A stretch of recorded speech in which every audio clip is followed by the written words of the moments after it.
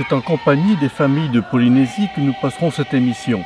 Des familles qui réfléchissent aux défis actuels, comme lors du rassemblement à Papara de l'association familiale catholique, et aussi des familles qui tentent de refaire leur force aux sources de l'esprit, comme à Tautira où nous retrouverons des mères de famille et qui ont participé à un pèlerinage organisé par des laïcs très engagés autour du Père Pascal Roquet et du diacre William Tsing.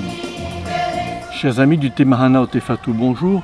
Rendons-nous d'abord à Papara où l'AFC a fêté son 40e anniversaire par des chants et des prières, mais aussi avec en toile de fond des défis pour les familles et des familles inquiètes devant les nouveaux modèles familiaux que les politiques font passer en force. Face à ces nouveaux défis, l'AFC reconnaît qu'elle a quelques peines à mobiliser ses membres. Écoutons l'un des responsables de l'association. Le pape avait demandé, Jean-Paul II, il y a 20 ans, non, il y a 10 ans, il faut absolument que depuis les prêtres, depuis l'évêque jusqu'aux laïcs, il faut absolument que tous les catholiques s'unissent pour contrer, pour faire bloc les lois qui sont contre la famille, telles que la Bible nous donne. Il faut absolument faire bloc. Et depuis 10 ans, il faut avouer que ce n'a pas été le cas. Et c'est nous-mêmes, c'est notre faute à nous. Nous avons été, par rapport de ce côté-là, on traînait les savates, on n'avait pas tellement envie de se joindre à ceux qui portaient le drapeau. Et c'est notre faute. Mais maintenant, la loi est passée. Et on n'a que les yeux pour pleurer, on va dire. Hein? En tout cas, il y a d'autres lois qui vont essayer aussi de passer. Et si au moins on peut bloquer certaines, celles qui nous paraissent vraiment contre la famille, ben, il faut le faire. Mais pour cela, il faut s'associer. Les familles, il ne faut pas rester comme ça et chacun garder son idée dans son coin. Et il faut s'associer. Et ici, c'est l'AFC que nous avons comme association. Alors, les bureaux sont là-bas derrière. Même si ce n'est pas aujourd'hui que vous allez vous associer, quand vous rentrerez chez vous, vous discutez avec les familles que vous connaissez et il faut vraiment aider pour faire contrepoids. L'une des raisons qui explique le manque de mobilisation des familles, c'est bien sûr l'éloignement de la métropole, le lieu où tout se décide. Il y a aussi des familles qui ont adopté des réflexes plus individualistes, des familles qui commencent à se replier sur soi devant les difficultés qu'elles rencontrent. Plus les familles sont égoïstes, plus la société est égoïste. Si vous êtes sur la route, si vous roulez en voiture, il y a un embouteillage. Tout le monde est tenté de passer sur la voie de droite pour doubler tout le monde. Hein? Mais si tout le monde fait ça, ben on ne peut pas avancer. Mais de temps en temps, il y a un qui va doubler tout le monde. Hein? Ben, merci pour sa famille. Ça vient sur mon de là. Il se dit, ben, c'est moi d'abord. Les autres, on verra. Hein? Mais si tout le monde fait ça, ben, bravo la société. Hein? On aura une belle société. Même quand vous êtes à l'aéroport, quand vous êtes... vous voyez des personnes qui essayent de passer devant. Ben, c'est dans la famille qu'on apprend ces choses-là. Et non, il faut penser aux autres d'abord. C'est la famille en premier. Et petit à petit, on voit bien que les familles sont en train de se débarrasser des personnes qui les gênent. Une personne handicapée, on s'en débarrasse. On essaye de mettre dans le foyer, je ne sais pas quoi. Une personne âgée, on s'en débarrasse. Toutes les familles, quand il y a une personne qui est alitée, c'est une vraie bagarre dans les familles. Les frères et sœurs, plus personne ne veut s'occuper du vieux papa. Ils sont en train de dire, moi je suis occupé, j'ai mon travail. Et le vieux papa, il se retrouve avec des inconnus qui ne l'aiment pas.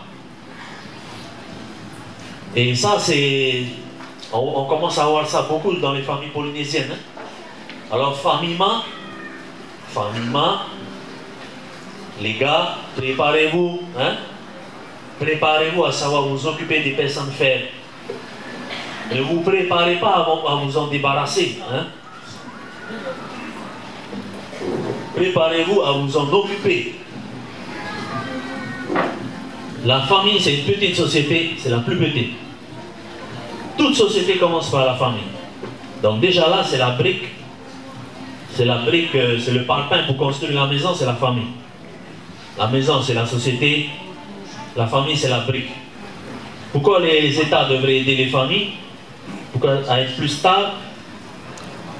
Parce que si jamais il y a un trop grand nombre de personnes qui sont égoïstes, qui sont mal dans leur peau, qui ont des problèmes psychologiques, qui sont malheureuses, s'il y a un trop grand nombre de personnes dans la société, ben, toute la société va être à l'image de ces personnes-là. La société ne pourra pas quand ils vont arriver, quand ils vont devenir adultes, la société ne pourra pas les gérer. Ils sont trop nombreux. Donc il faut absolument que les familles soient en bonne santé.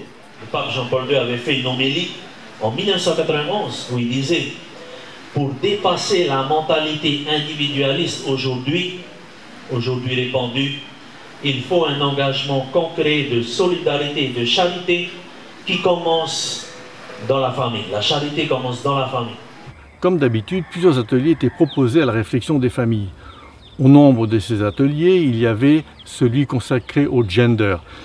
Selon cette théorie, appelée théorie du genre, il serait possible en effet d'éduquer les filles comme des garçons et les garçons à être des filles comme les autres. Plusieurs écoles dans le monde ont tenté cette expérience. Mais, comme dans certains pays scandinaves, le gouvernement a dû faire marche arrière car les filles et les garçons ne s'éduquent pas apparemment de la même manière. La théorie du gender, c'est une théorie qui n'a pas valeur universelle du point de vue scientifique. Et donc, ils ne veulent pas enseigner cette théorie comme étant une théorie au même titre que les sciences qu'on enseigne. Cette question de l'identité sexuelle a passionné les familles présentes. Certes, le débat est complexe car il faut maîtriser le français de façon importante pour pouvoir se mêler au débat, mais cela n'empêche pas certaines familles ou certaines personnes comme Marianne de trouver dans la symbolique biblique des éléments de réponse à leurs préoccupations. Jésus te dit de ne pas rester entre femme et homme, de suivre le chemin que Jésus dit parce que Dieu il a créé Adam et Ève. Parce qu'il n'a pas créé deux femmes et deux hommes. Parce que c'est bien un homme et une femme.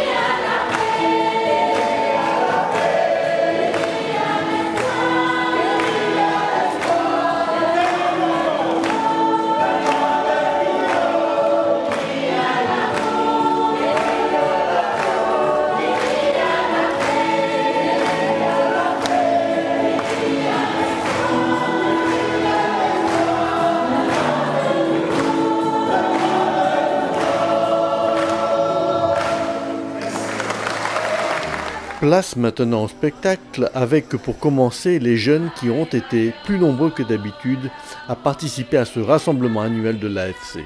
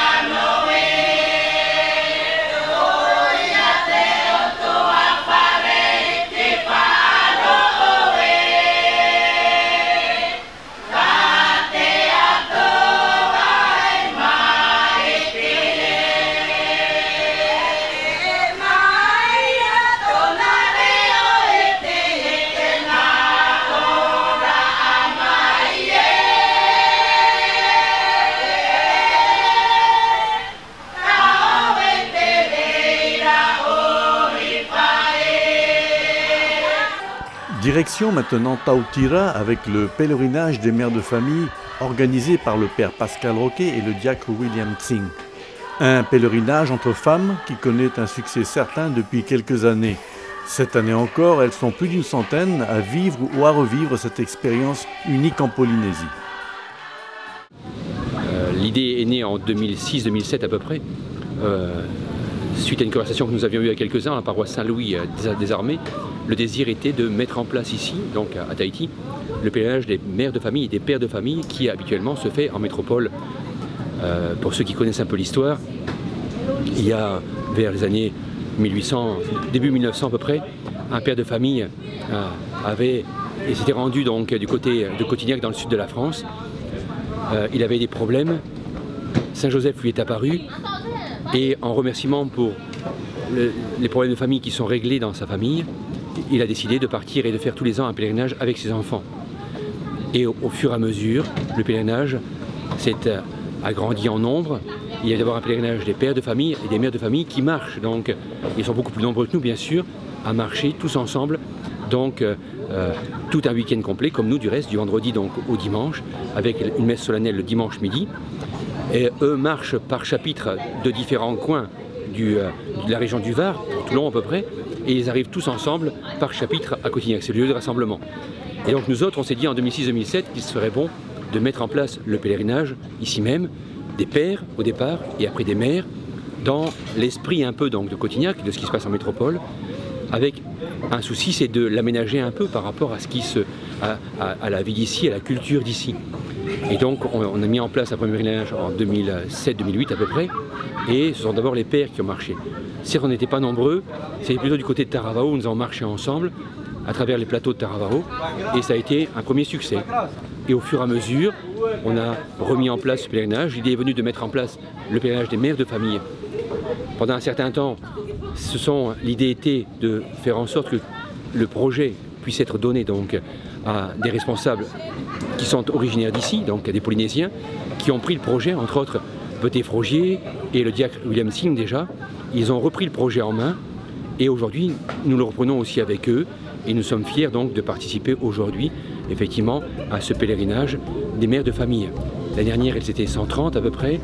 Elles sont un peu moins nombreuses parce que nous avons souhaité que ce soit ainsi, à cause du manque de place et de l'hébergement, et afin effectivement de pouvoir avoir, comment on dirait, une bonne oxygénation entre chacun des groupes.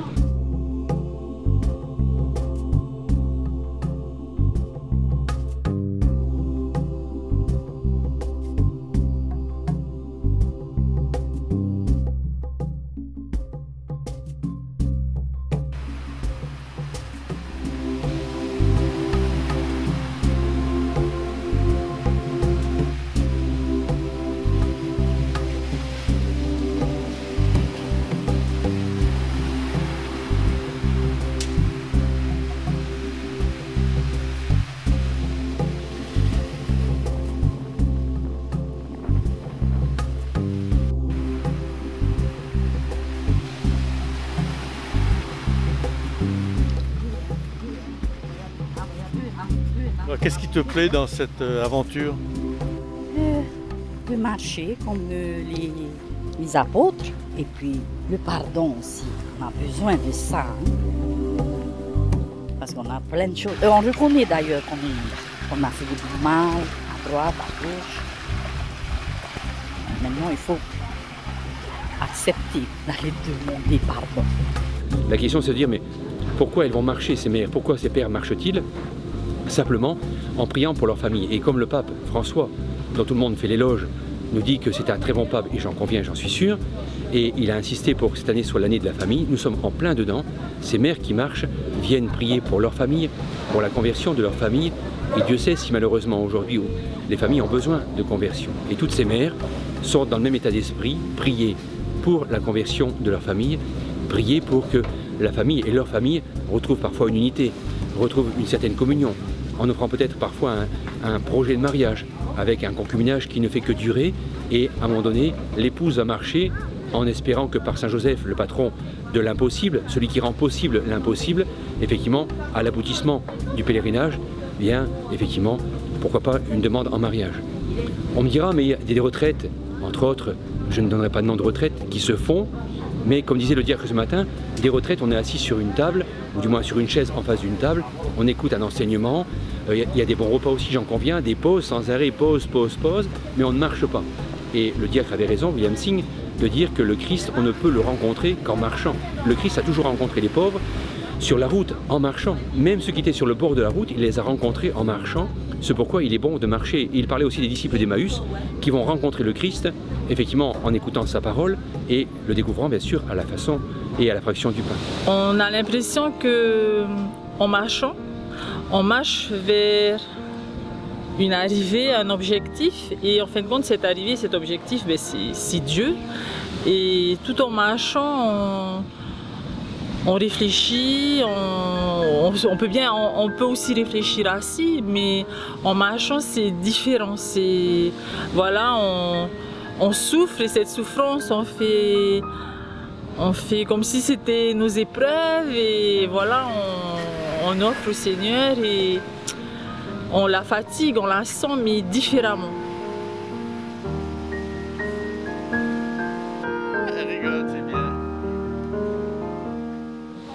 Ben, en marchant, en fin de compte, comme dit Père, on a ce gros caillou qu'on porte. Et qui sait, peut-être que, ben voilà, par la grâce, ce caillou, il ne sera plus là demain.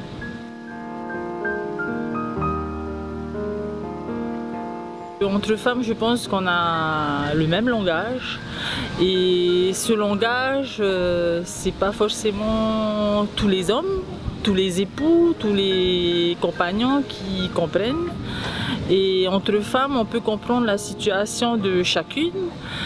Et oui, c'est important d'être entre femmes et chacune partage son expérience. Et voilà, et c'est ce qui nous touche aussi parce qu'on est toutes différentes, on a toutes eu des expériences de vie différentes.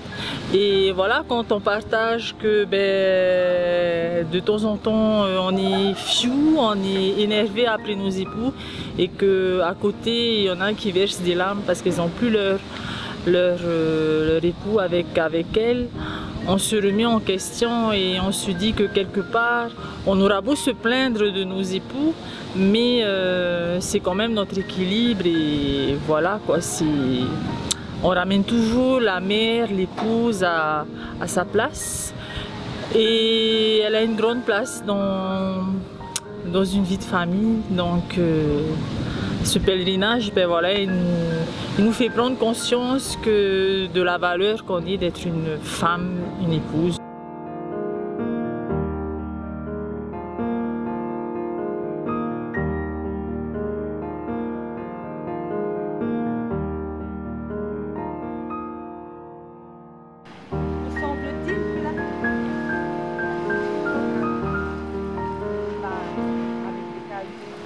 Des grâces, il y en a tellement, et puis c'est surtout la paix du cœur, la joie de retrouver entre les sœurs et les enseignements qui nous ont beaucoup enrichis. Ce matin, c'est avec le diacre William, il nous a donné un enseignement sur les noces de Cana.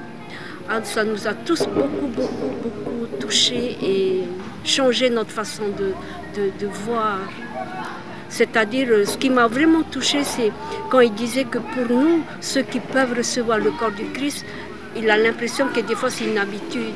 Et quand il voit qu'il y en a d'autres qui ne peuvent même pas recevoir Jésus, qui sont en train de pleurer, et nous qui pouvons recevoir, c'est comme si c'est une question d'habitude.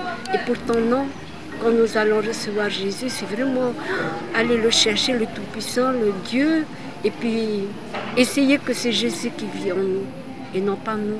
Nous devons nous faire tout petits pour que Jésus puisse grandir en nous. Donc ces femmes ont marché, elles auraient pu rester dans un centre comme Tibériade ou au Tomorrow à Notre-Dame de Cana, tranquillement, avec de bonnes douches et compagnie. Là c'est un peu à la dure, c'est un peu spartiate, mais elles garderont un bon souvenir, elles auront quelques douleurs, j'en conviens, mais elles arriveront pleines de joie, pleines de grâce reçues. Et je pense que les quelques souffrances qu'elles auront ressenties, souffrance et j'y crois, souffrance et sacrifice, permettront l'exaucement, si l'expression existe, de leurs prières et bien sûr de leurs intentions de prière pour lesquelles elles sont venues marcher. Je ne peux conseiller qu'effectivement aux personnes en temps de carême de vivre cette expérience. Je pense que tous les paroissiens catholiques, qu'ils soient davantage, parlons de chez nous davantage, devrait en ce temps de carême faire une marche, une véritable marche comme celle-ci.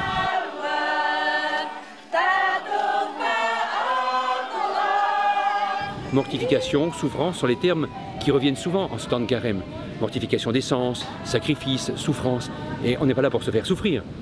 Il ne s'agit pas de flagellation ou je ne sais. Elles marchent parce qu'elles l'ont bien voulu, librement et sans contrainte. Mais les quelques souffrances qu'elles vont ressentir, elles vont les offrir bien sûr pour une conversion particulière. Et je crois très fort en l'offrande de la souffrance pour une conversion. C'est peut-être le meilleur moyen.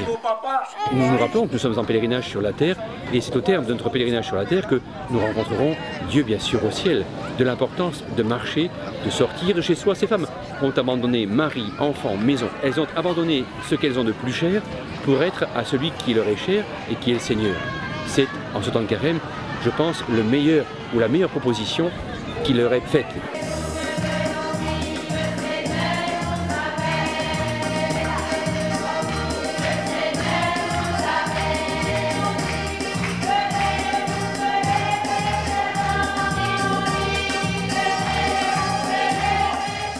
Ce fut un week-end extraordinaire, rempli de grâce, rempli de douleur, de souffrance. Et nous avons marché chacune à notre tour pour une intention particulière. Et la grâce la plus importante qu'on a ressentie, c'est d'être unis les unes aux autres. Nous avons peiné pour arriver à Tautira, mais nous avons dû attendre celle qui était beaucoup plus lente. Et la force que nous avions, notre équipe, c'est d'avoir notre prêtre avec nous et de pouvoir marcher ensemble, main dans la main, jusqu'au bout. Et j'invite toutes les mamans à vivre ce moment de pèlerinage, qui est un moment extraordinaire où tu ressens cet amour de Jésus, tu ressens ce soutien de Jésus. Il est là, il marche avec toi. C'est vraiment la plus grande grâce qu'on a eue, c'est de ressentir qu'on est aimé de Jésus.